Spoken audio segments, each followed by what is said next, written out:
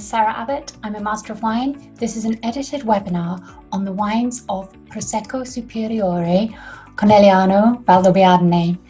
These are the highest quality classification of Prosecco, and they come from these two villages and the space in between called Conegliano and Valdobbiadene.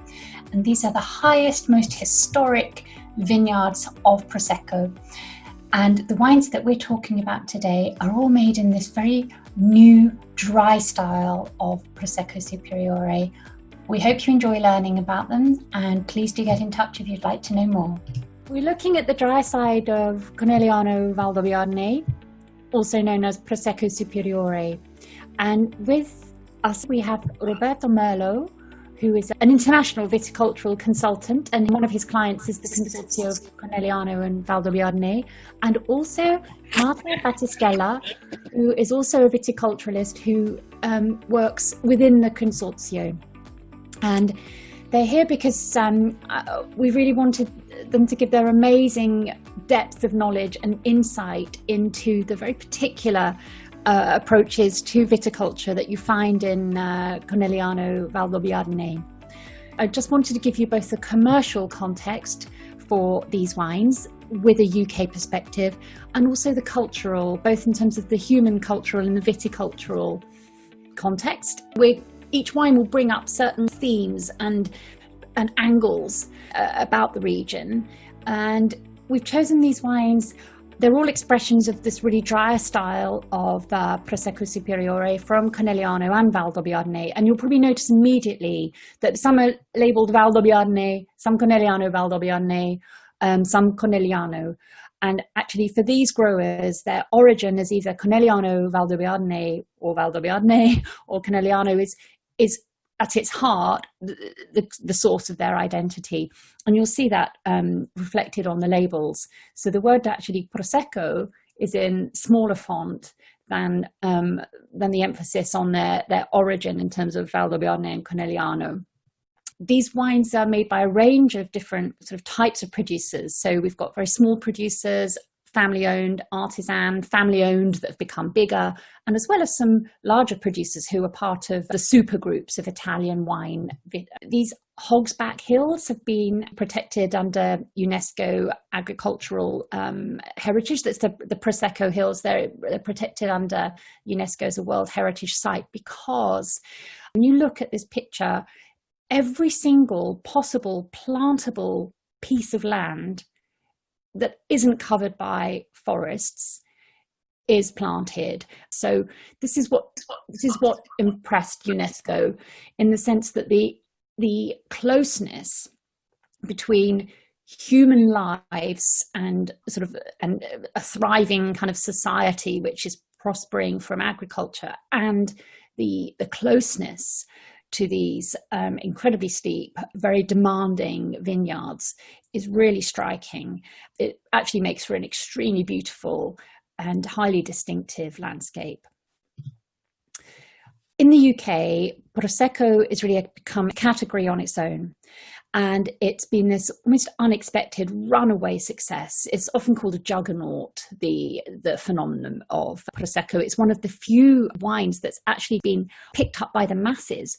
And there's like Prosecco lifestyle idea. This wasn't something that the trade designed. It was something that took a lot of, I think, the trade and even the producers by surprise. The wines that we're trying here are all Prosecco DOCG Superiore from Conegliano Valdobbiadene. We're focusing today on quite a few Rive wines, which are the site-specific wines which lend themselves to intense, drier styles of wine because the location of these sites is so good. For Conegliano Valdobbiadene, the UK has just become its most important export market. This has doubled in the last year. Despite this big growth in exports, most of the wine made in Conegliano Valdobbiadene is still consumed in Italy. It's actually the other way round to Prosecco DOC. These export figures make Prosecco Superiore from this region about 10% of the total Prosecco sold in the UK. So we're dealing with really still a niche, premium, high-end part of the Prosecco market. We're in Veneto, so northeast of Italy. It's the province of Treviso, and we're between Venice and the Dolomites. And the wines that we are trying are in this yellow gold hexagon here. This is Superiore, so it's Prosecco Superiore from Conegliano Valdobbiadene. There is another Superiore zone, which is much smaller, which is Asolo. These are the two historic, heritage-rich original zones for these sparkling wines. This is Prosecco DOCG, which stretches over a much larger area. In some parts of Italy, this kind of distinction might be called like Classico, as you have Classico in Chianti for the original vineyards on the very steep hills. Here, the distinction is designated by the term Superiore. The training, the trellising, the viticultural approach is completely different to anything that you see either down in the DOCG area, which is much more gentle, flat slopes, and even the well-manicured vineyards of Burgundy and Bordeaux. Each vine here is almost looked after as a kind of individual. It takes about 600 man-hours of work each year, compared to about 150 hours of work down on the plains in the DOCG. Yeah. Yeah, it's correct. Let's say it's something like an average that we have in the area. Obviously, there are some particular conditions where we have a little bit more than this, like let's say 750, 800 hours, depending on the slopes, obviously, because if you have like the examples Sarah reported before, something like 60% of, let's say, steepness, we have normally one of the most important problems that we have is the managing of the grass growing. So especially during spring. So this is one of the factors that gives us let's say more and more hours during the managing of the year. Because the terraces that keep the vines in place require this inter-row planting. So the vineyards are full of grass and wildflowers. That's right, isn't it? Yeah, basically because of, as you can understand, the erosion can be a significant problem if you use something like weed killers or something in the row. So the only way to maintain the slopes in the position is to cut the grass, and that's it. Yeah. So this is one of the, I can say, we have this chance not to use systems that works underneath the vine or weed killers or something like this, but it's just because we have to in some specific places. Is this what you call ciglione, these grass kind of terraces? Yeah, we call them ciglione, that it's something like small steps where you can't move through with tractors, just because it's not possible to create that because of the composition of the soil. But in the same time, this ciglione runs around the hill, maintaining basically the same level. So basically, all these steps are made almost in the same altitude, let's say. They runs parallelly to the soil, to the ground. So they follow like the contour lines. Yeah. Of the. This is why, if you go back to the first picture, where you can see all the vines from higher up, if you can, Sarah, yeah. Probably you can feel the exactly what we are saying. Look at this. Yeah. So the level gives you the only options to create these something like steps. That we call ciglione, just because otherwise, obviously, the water runs from one side to the other and create erosions. So this is the only way to maintain the erosions as much as low as possible. Yeah. And this is a really old system that's evolved over many, many years. That's right, isn't it? Yeah, it is. Glera is the main variety. It must be a minimum of 85%. Other varieties are permitted, and actually more producers are really interested in these local varieties. So Verdiso, which gives these very sort of fresh, kind of green herbal notes. Bianchetta, which is known for giving these sort of floral characters, and Pereira, which is considered to give these sort of quite ripe, aromatic notes of white pear. And more producers are working with these. So today we're going to be focusing on these drier styles of Prosecco Superiore.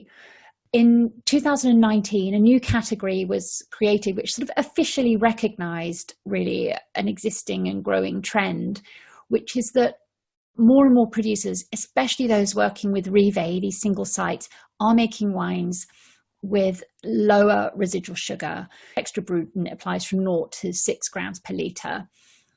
Brut from 6 to 12. Some of the wines that we are trying today are officially classified as Brut, but they could be classified as Extra Brut because the previous classification meant that Brut ran from 0 to 12.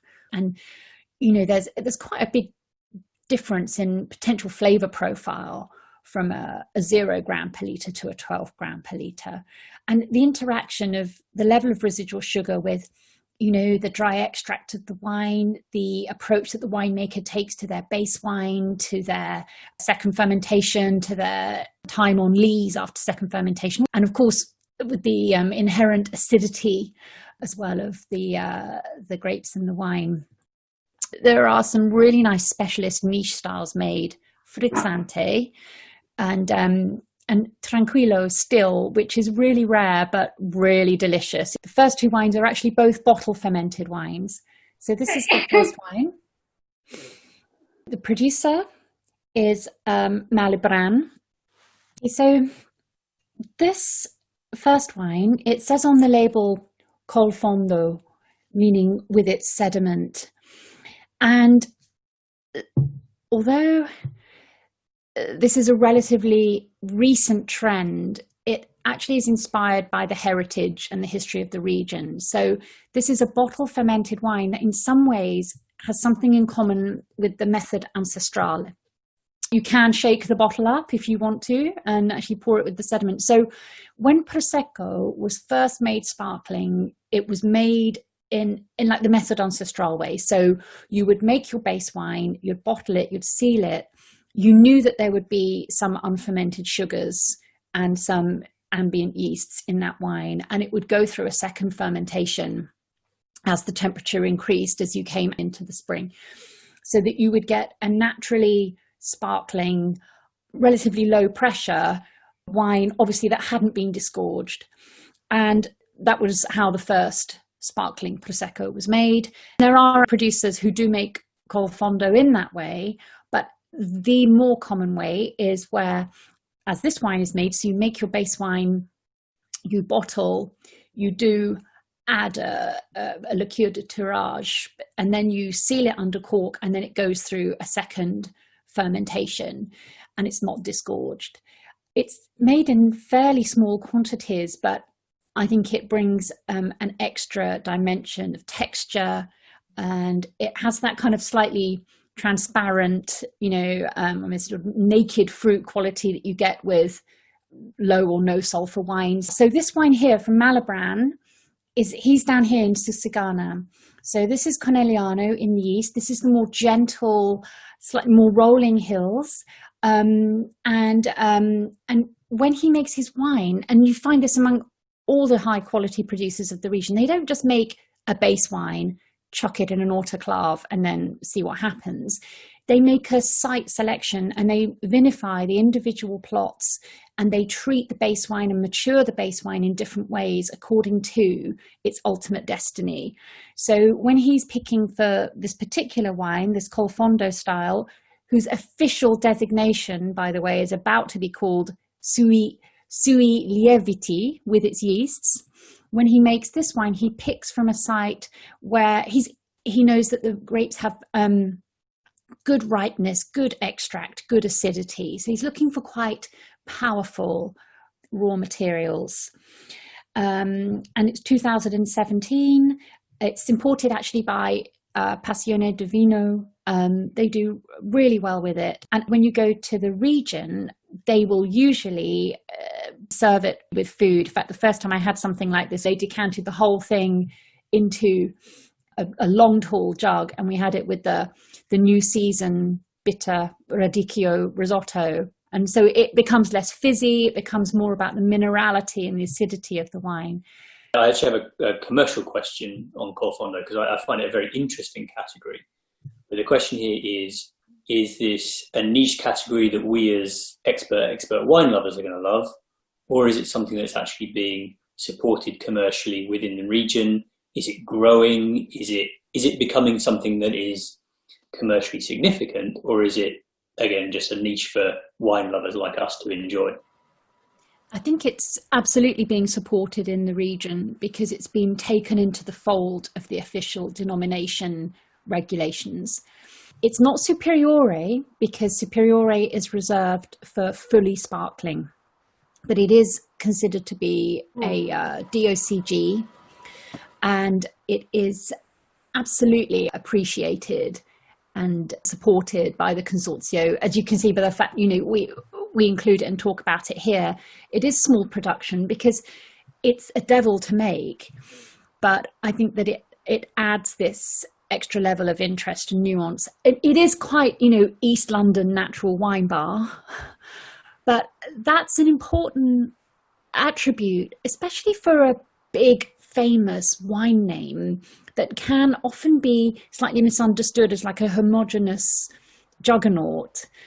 There is this side to Prosecco. I'm very interested in this because you've shown me over the last couple of years what good Proseccos are like. And they are very, very interesting, and this wine particularly interesting. When the main market is for the most basic Prosecco, which, if you'll forgive me for saying so, tastes not unlike soapy water, then isn't there an uphill struggle to get people who don't want to be seen dead drinking Prosecco to drink interesting Prosecco? It's two things you've got to get over. Of course, it is a challenge, but it's just about saying to people who are open-minded and curious, did you know there's a premium sector of this wine that you think you know all about? And it is working. Horeca, which obviously is a difficult market at the moment, and also specialist wine shops. And there are, Margaret, I'll send you some details, there are emerging some Prosecco specialist merchants in the UK who are small independent companies, but they're specializing in Prosecco Superiore, because Prosecco has been a gateway wine for so many people, and some of those people want to treat themselves and they get curious and they want to try different things. We're just going to move on to the second wine, which is bottle fermented champagne method. This is from a producer called Belenda. It's run by two brothers. I'm just going to show you where they are on the map, if that's okay. So they are in Carpesica, so they're up here. We're moving sort of closer to where you get these Hogsback Hills, and I really like this estate of Belenda. They're imported by Les Caves Touraine, and they're such a dynamic, genuine producer. This is the classic method. Classic method, champagne method, is again a niche speciality within the region, but it is practiced by quite a few producers, especially for their Rive wines, their top sites. Roberto, what are the attributes of this Rive? So in this side of the denomination, I mean the eastern part, we have some hills that runs from south to north. Let's say following the direction of the pathway. So in this area, the soil has been created by, how do you say, a sedimentary origin that has been modified by glaciation. And in this eastern part, the glaciation had a huge impact because of the composition of the same soil.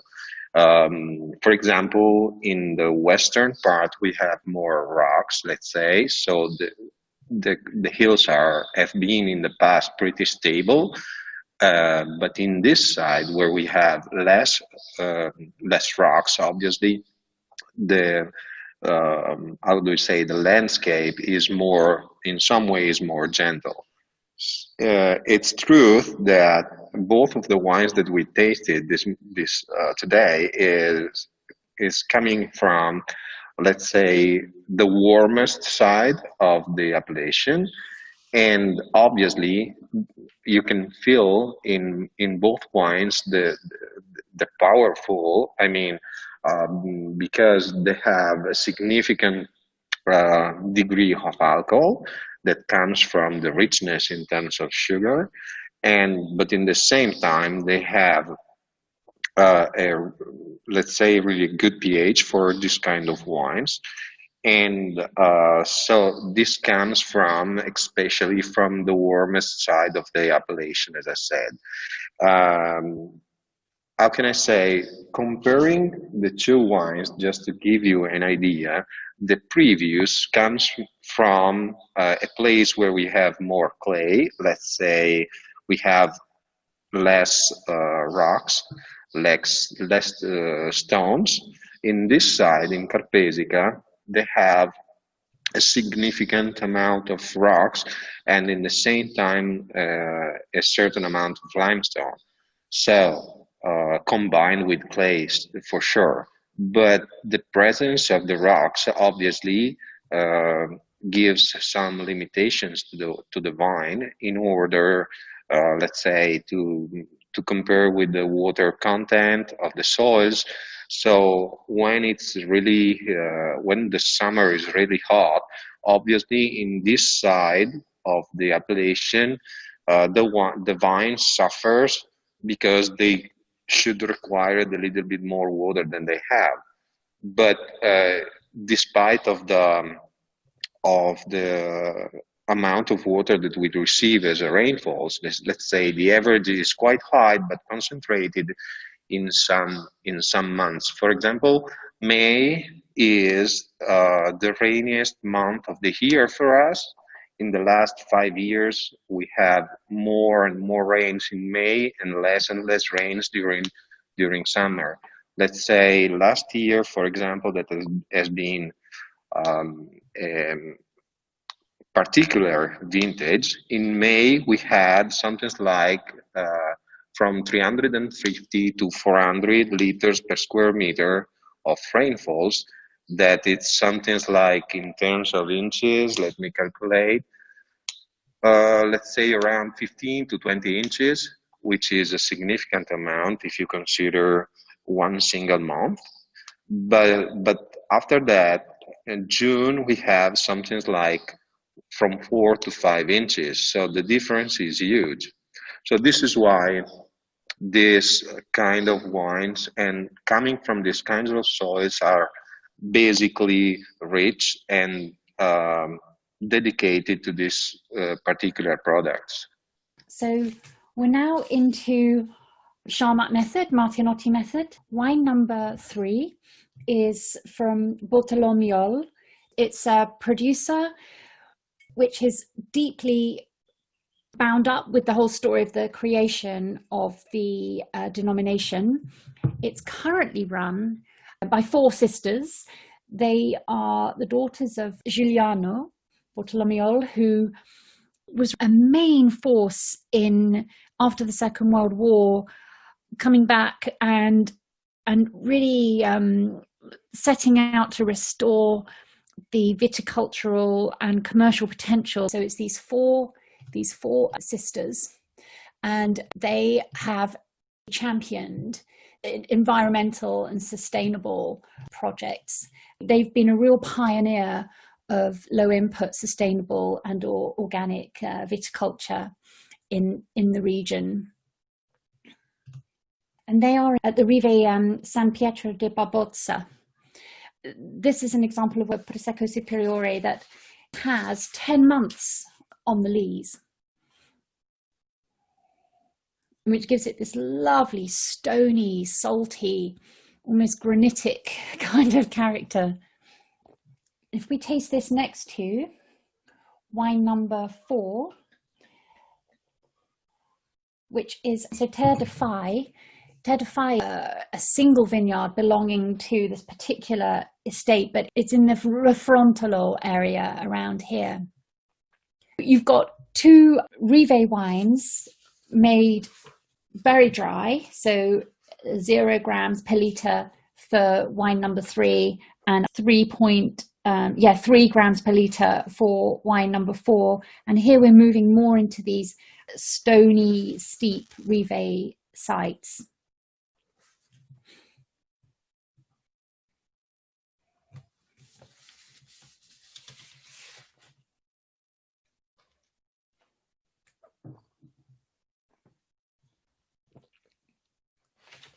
Carnival is imported by Berkman and it has pretty good distribution, so it's sold in hedonism, for example. Roberto would be able to just pick out for us how the different locations in Rive are expressed in the wines. Yeah, the previous, let's say, Bortolomiol, which is, as said by Sarah, in San Pietro di Barbozza, is a place close to Valdobbiadene and also nearby Cartizze area. The second one is, let's say, in the eastern part, where the hills are a little bit more gentle and let's say the glaciation had a significant impact compared to the western side. As you can see, as you can feel in the wine, obviously, this is more rich, more powerful in terms of flavor, but the previous Bortolomiol shows you what Sarah said, more, we call that the rocky taste, I mean, the pure minerality and the finesse. 2 different expositions and 2 different soils. So this is why the difference is so high. What else? I don't know. That's great. So what do you, any comments, any preferences? Who prefers wine 3?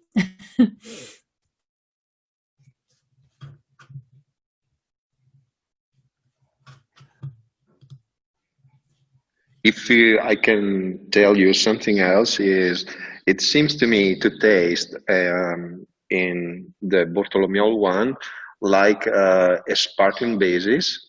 It seems to me to taste it before the fermentation, because it's really pure and really clean, let me say, in terms of sensations. Yeah. I love the Bortolomiol. This was one of the sort of first serious wines from Prosecco Superiore that I tried. You know, I think it's deceptively intense, and it's almost like filigree kind of wine. Would you or anybody else want to comment on the vintages? This is I realize they're all sort of within a few years of each other, and I'm not sure whether vintage has a huge impact on these wines, but I'd be interested in knowing. So wine number 3 is 2017. Wine number 4 is 2018. Wine 1 was also 2017. So there is an element of bottle aging, I suppose, with the wines from 2017. I would say that it surprised me actually that, especially with the more serious examples, and obviously when they're aged on lees, either through the Martinotti method and Col Fondo, which is protected by the lees, the longevity of the wine is obviously enhanced. Roberto, would you have any comments on the vintages? I was just checking and trying to compare 17 and 18, and the only difference I can see is 18 has been a little bit more fresh, let's say, because we had a few rainfalls comparing the 17. Totally in all the year we have 1,000 and something millimeters of rainfalls, and the 18 has 1,400. So we can say there is a difference in terms probably on thermical sum, and this is the only difference I can really feel, but I'm not that sure that these two wines are comparable because of there are two different situations in terms, obviously, on soil origins, and also because they are made in two, let's say, different styles. The Bortolomeol is probably more dedicated to, let's say, experts compared with the Canevel, because I think it's more approachable by everyone, Canevel. I don't know if you guys are agree or not.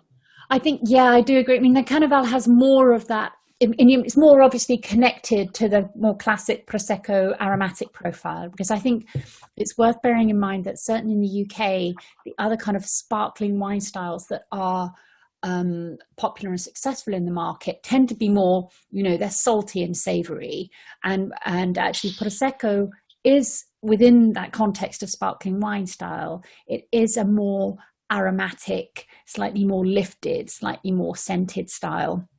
And I think you get more of that sense of fruity apple, white pear character. We've got La Fara, La Tordera, and Toffoli. So I'm going to pour all of mine now. And so I'd invite you to do the same and then taste.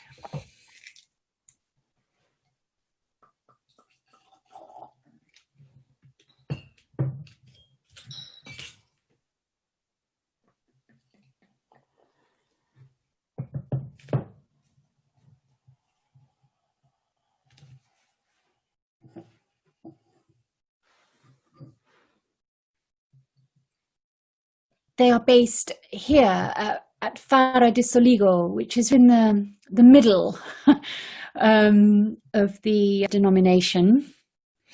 This is another family producer, two brothers and a sister. One of the brothers, Innocente Nardi, is the current president of the Consorzio. This is a beautiful Rive. I find this a sort of a very courtly, very well-balanced wine. Its location is in the center, and I think it has elements of some of the richness and the roundness that you get from the east, but also with this very airy, light-footed sort of character that you get from the west. It's extra brut. It's actually 5 grams per litre of residual sugar, so it's a little bit obviously higher in residual sugar, and it's hopefully you'll see if you've had a chance to have a look through the technical sheets, what is really intriguing is how all the producers making high quality Prosecco Superiore, they all take a different approach to the base wine, and the first fermentation is really important in determining the style of the wine, and the approach is to the maturation of the base wine. This wine is imported by H2 Van, lovely importer who specialise a lot in supplying the prestige on trade, and I think that's where this kind of wine can live. commercially.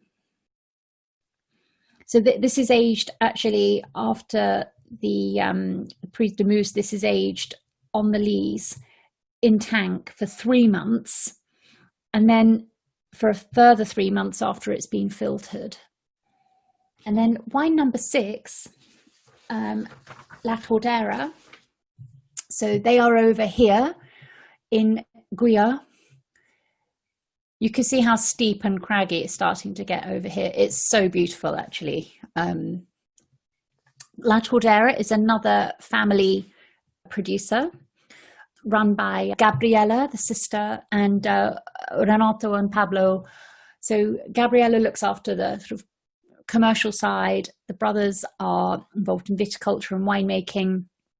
And it's just worth pointing out that what the success of the Prosecco name and exports have done is that it's increased the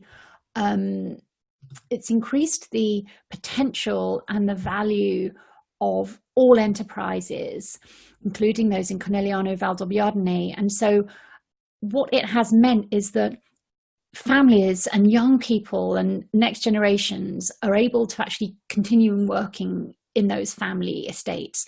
So you've had this kind of blossoming of small producers. I mean, Conegliano Valdobbiadene has so many small producers. It's a very different profile to the DOC, which is very much about, big, obviously big, highly capitalized commercial entities.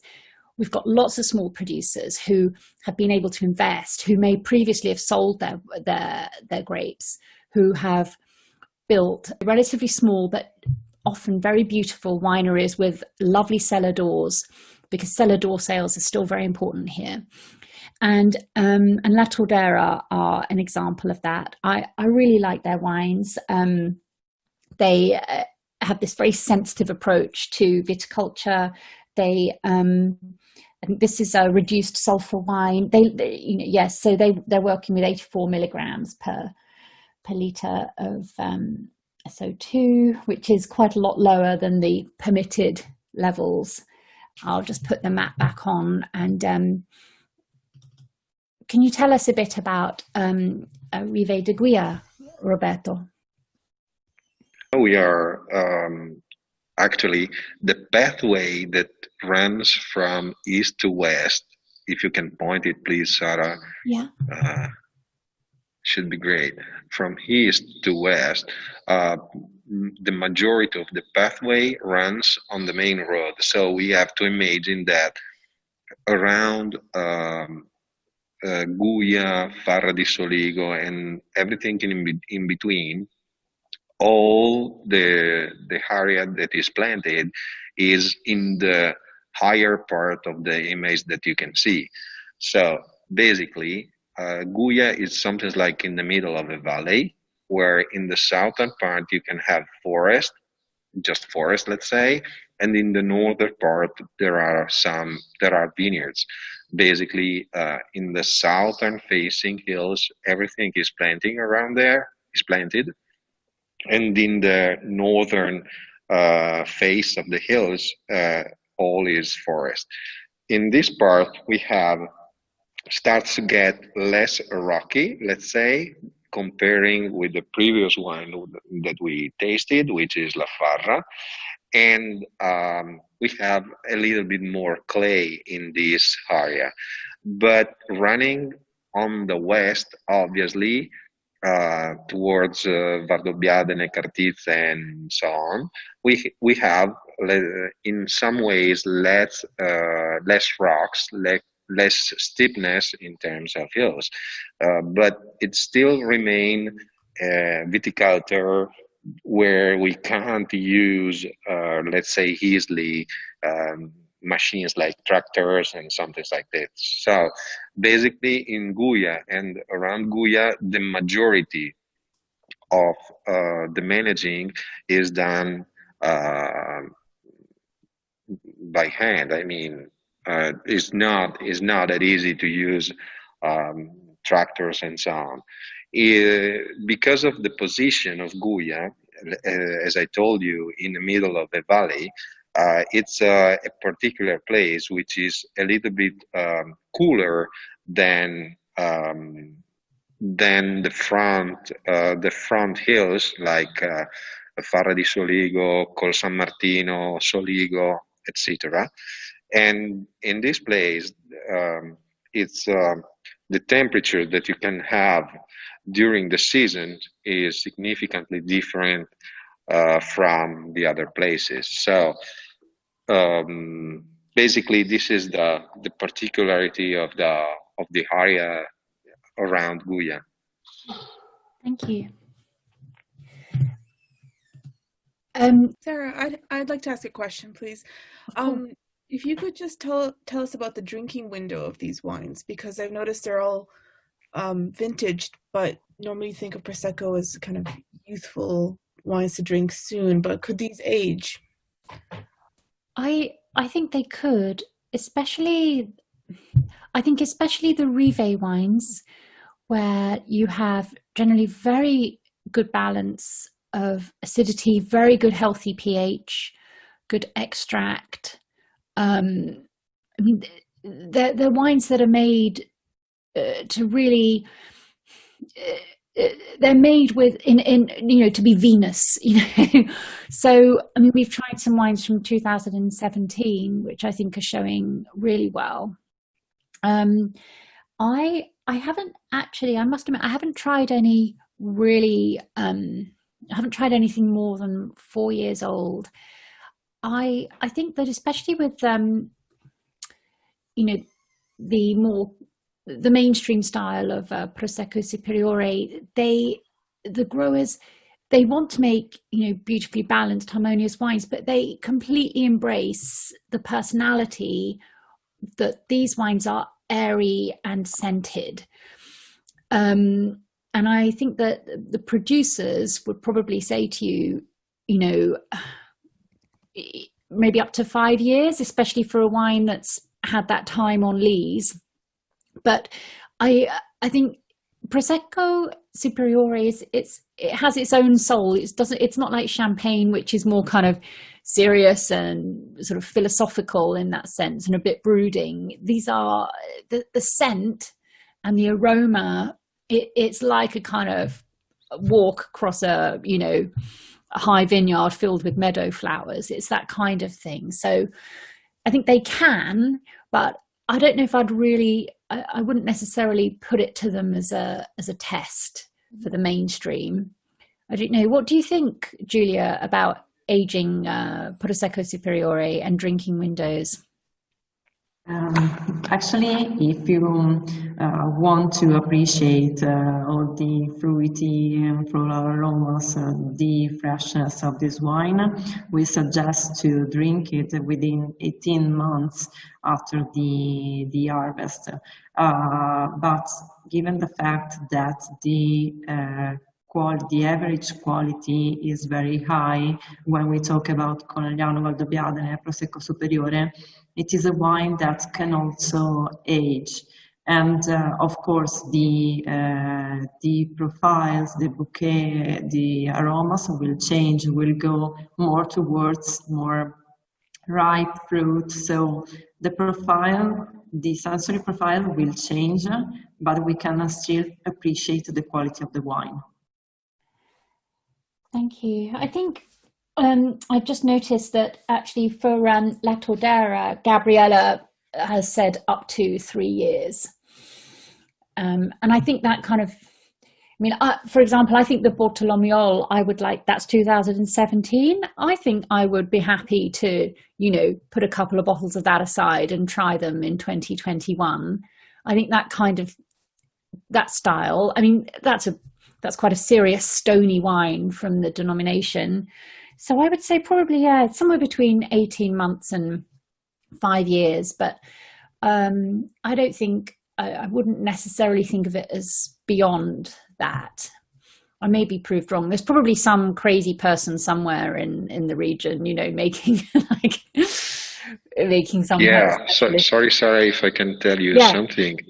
For example, the Col Fondo style you can have the chance to taste sometimes in the wineries something really particular, because it happens sometimes to open a special bottle or something. But 2 or 3 years ago, I had a Colfondo Magnum 83, and it was really, I mean, incredible. So the, in this particular case, the potential of the volume of the bottle, and also the lees remaining in the bottle for all the time, gives you more room. I mean, the more you wait, sometimes they say, the more you can have different sensation, as Julia told before. But obviously, those are not something like in the average of the drinking period. Yeah. Yeah, I mean, Italy is always the land of exceptions, I think, because of the inherent culture of that individualistic creation. So, yeah, well, I'd love to try one of those old Colfondo. Yeah, thank you. Great question. And thank you, Roberto. We've got a wine from Toffoli. And I must admit, this is a new producer to me. I've been going to the region for 3 years, and all the time I'm finding new producers. This, again, is a family producer. The grandfather bought 5 hectares after the war, and the family have then built this up. And the winemakers are his nephews, Umberto and Francesca. The thing about Prosecco is that it can be tempting for people to look at the residual sugar, and if it's above a certain level, to think, oh, well, this can't be serious. But the interaction of the aromatic qualities and the naturally fresh acidity that you get from Glera grown in Conegliano Valdobbiadene, it can take a little bit, and it can take that residual sugar. And what happens with the residual sugar is it tends to boost the more aromatic, the more scented personality of the wine. So we're finishing with sort of, if you like, something that's then perhaps more aligned with the conventional flavor profile of Prosecco. So this is from Refrontolo, which is here in the center. So this is 100% Glera, and it has 90 days, so 3 months. It's a harmonized, kind of nice calling card, and they are also working organically. There's a really big awareness within this whole denomination on sustainable viticulture, and I know Roberto and Marta are very involved in that. So, Roberto, could you say a little bit about the viticultural protocol and how you're working and advising all the producers in the denomination? Yeah, talking about the sustainability, obviously, every state can find him way to underline something, or I mean, to work more deeply in something else. But as a consortium, we produce from 2011 a document which is called something like a protocol, which is called Protocollo Viticolo, which is, let's say, something like a list of things that the viticulturist can use in order to work trying to respect as much as possible the environment. I can give you just 2 examples. In the 15 municipalities that is part of the Conegliano Valdobbiadene DOCG, we can't use glyphosate, for example, and part of the reason is obviously what I said, because even if we wanted, in some areas is not recommended, just because otherwise you can lose soils with the erosions. And in the other side, the producers decided to work with killing, just because they prefer to maintain a certain level of, let's say, respect in terms of ecological environment and something. On the other side, there is a bit talk about the fertilizations, because in the past, and if you can, Sarah, show us again the picture of the hill with a few houses in the middle.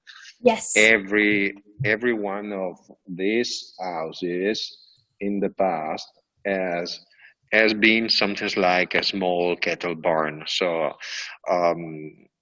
it was, let's say, in some ways easy to find out the connection between the possibility to use the manure that has been produced in that places directly in the vineyard. So there is in the area a specific sensibility related to the fertilization, for example. We have also to consider the limits that this kind of fields gives us in terms of water content in the soil. So in order to maintain it as high as possible, obviously we have to make sure that we maintain a significant percentage of organic matter in the soil. So the two ways to do this in this area is to use manure and or to maintain the grass. I mean, to cut the grass and to leave the straw on the surface in order to maintain the content of organic matter as high as possible. Just because the roots of the vine that goes really deep in the soil obviously needs in some ways to find the water and the humidity, and in the same time the minerals and the substances required for the growing. This is why here we have, in this area, we have a specific sensibility related to the fertilization.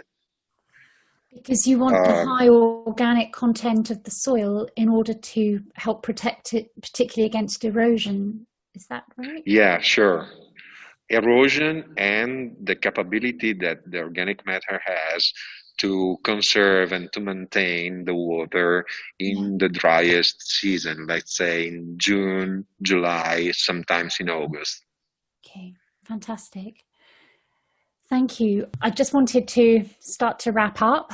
I really hope you've enjoyed the wines. I hope they've been a bit of a revelation. I think that there is so much diversity and interest in the wines from this area. And also there's a clear commercial opportunity and also a commercial interest in a wine that's, you know, this little local wine that's become this a category really on its own, but that where its premium segment is still underknown, underestimated and under-recognized. And I really hope you've enjoyed the wines and the different nuances they do express. And I would also just like to thank everyone for your time. Just a commercial one again. So we saw some figures 2017 to 2018 that might suggest in the UK at least peak Prosecco in general for the total market. Is that a good or a bad thing for Conegliano Valdobbiadene? I think it can only be a good thing for the very best of what is possible from a wine region to be known and respected in its key export market. It does no good really for the inherent value and the survival of a region if it is not considered to at least be capable of producing something beautiful, because commodity wine can be made anywhere. So I think what's happened with that whole Prosecco phenomenon, which is really, it's almost like a crowdsourced phenomenon. I mean, the people who were importing Prosecco didn't see it coming. And I think that for the fact that the exports of the premium sector, the premium end of production, have doubled, while the exports of the more like everyday examples are stabilizing. I don't think that's necessarily a bad thing. I mean, and also it has to be, I mean, you can see these vineyards, you can see what is required here. And in a way, the creation of the DOCG and the separation of Prosecco, DOC and DOCG has meant that the producers in this area have had to premiumize, but it's a really interesting relationship because many producers make both DOC and DOCG. I think that Prosecco boom as a category has taken sparkling wine away from just the niche of the celebration and the toast, and it's taken it into a wine that you can drink on any occasion. The key thing is to balance this targeted message for engaged consumers and those who are in the audience of being interested in moving more into more complex or just to treat themselves. I think that it is a good thing that we start to bring more attention to the higher end, the higher quality end. And to do that, we need to maintain the perception and the recognition of quality so that we can maintain the higher perceived value and that they can sell their wines at a price that means they can put in those 600 hours, 600 hours per hectare. Yes. With all of the exciting commercial potential, do you think that there will be any challenges or threats to the region or style in the next 10 years, let's say? Yes, because there always are. And I suppose any future threats are the ones that really apply to the entire wine industry, the usual kind of environmental, economic, sociocultural. I just wanted to know if there was anything specific, if you touched on environmental, if it was a region that was being particularly affected by climate change, or if there were any pests or anything that I didn't know about that were affected. I think viticulturally they're constantly alert to erosion and the very particular ways of viticulture that have grown up around that. I don't know, Roberto, what do you think? What keeps you awake at night? Obviously, as every wine region, especially in the southern part of Europe, we have been affected in terms of climate changing, specifically because we have more rainfalls in some periods, let's say more concentrated rainfalls in some periods, and less rainfalls during the summer. This has been what we observed in the last 20-25 years. But beside this, if the question is what can we do in order to maintain the same quality level or even to improve it, specifically, you have to consider, guys, that we are trying to pick up Glera grapes mostly in September. So in September, it starts to get a little bit cooler than in the summertime. Let's say end of September, we have even some rainfall. So if the climate changes our perspective, for sure, we try to respect as much as possible the environment. And the example of the wood killing is one of the examples. We are trying to avoid even some other substances that are used in agriculture in the entire Europe. But beside this, we try, for example, in this period, which is really important, to cut the grass as less as possible, just because we want to maintain more flowers, just because the flowers can give a a real support to the insects, because the more we have insects in the vineyards, the less we have problems related to single insects. So the area is really sensitive on that, and what I can tell you is, probably because we are full of small villages in the middle of the vineyards. So the thing is, we are trying to respect as much as possible the environment, because we have to do that, but not only for that, even because we have lots of people that lives in the vineyard. So in our perspective, there are no other chances to work with viticulture and at the same time to have people who lives in the vineyard.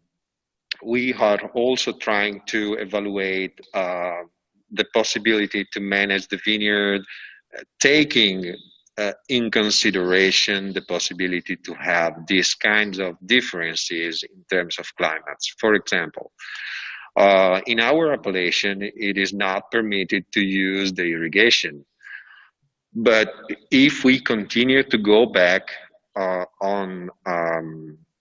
in this way, I mean, having more concentrated rains in some specific periods, probably we have to take in consideration the option to open up a little bit the possibility to do irrigations. Obviously, the irrigation is useful in the places where it doesn't rain.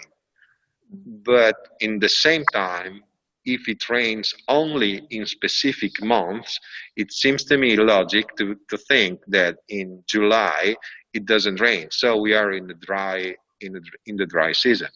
So this is another big talk. But at the moment, the irrigation is not permitted. I just want to let you know what are the talks and the big discussions that we are having in the last 3-4 years. And what else? One of the things that gives you the perception of the possibility to maintain a certain amount of fertility in the soil, and which is directly related, let me say, with the life in the soil, is the content in terms of organic matter, which is really important for the general agriculture. But for us, as I told you before, there are more and more reasons why we have to be really careful with that. This is why in our soils we have really high contents in organic matter, which is, it is not difficult to find out some soils with let's say from 4 to 6% of organic matter, which is really, really high. Normally, a soil with an acceptable amount of organic matter is around 1.5 to 2.5%. So this gives you probably a certain amount of idea of the sensibility that in this area is related to the fertilization firstly, but in the same time to the respect of the land that we have to have. I just want to mention you another thought that I have in my mind right now. When you have these kinds of estates, which are the average surface is, let's say, ridiculous, because every owner owns how many hectares, Julia? Let's say 4, 2.5. I mean, 2.5. If you want to maintain the possibility to produce a product which is appreciated, obviously you have to take care of these 2.5 hectares. So how can you do if you don't respect, if you don't follow, let's say, the direction of trying to maintain as much as possible safety area and in the same time to respect the land that you have? And obviously the climate change can have in the following years can have a huge impact. But on the other hand, we have only these chances to try to respect that. So I don't know if you guys understood what I mean, because my English is not perfect, but Right. I just want to give you the perceptions that the viticulturists have in this area. And I would like also to thank Sarah and Swirl agency, because they did a great job in changing so rapidly all our plans.